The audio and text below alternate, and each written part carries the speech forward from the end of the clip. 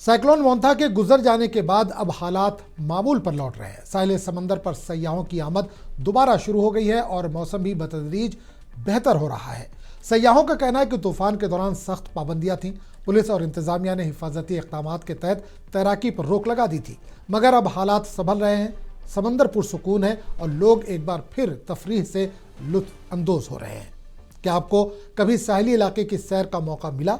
तो कमेंट करके अपनी राय हमें ज़रूर दें। वीडियो पसंद आया हो तो इसे लाइक करें, शेयर करें और हाँ, चैनल को सब्सक्राइब करना ना भूलें।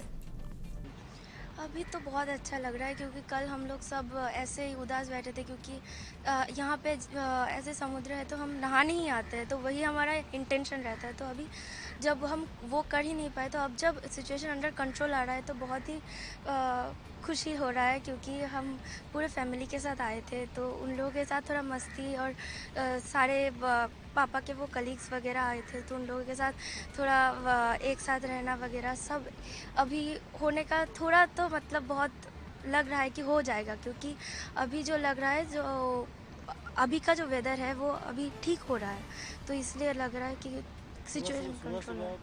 सुबह तो उतना भी नहीं लग रहा था कि हो पाएगा, क्योंकि जो बरसात का जो इंटेंसिटी था बहुत ही ज़्यादा था, तो अभी जब ऐसे लो हो रहा है तो बहुत ही अच्छा। तो हम 2 दिन पहले यहाँ पे आए हैं। पहले हम दारिंगबाड़ी गए थे, वहाँ से गोपालपुर आए हैं।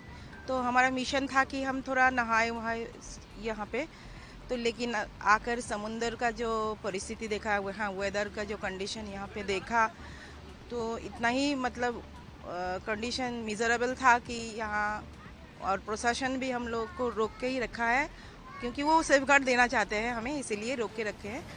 तो आज वेदर काफ़ी अच्छा है और ऐसा लग रहा है कि दोपहर तक शायद हमको नहाने भी दे दे, तो बहुत ही अच्छा लग रहा है।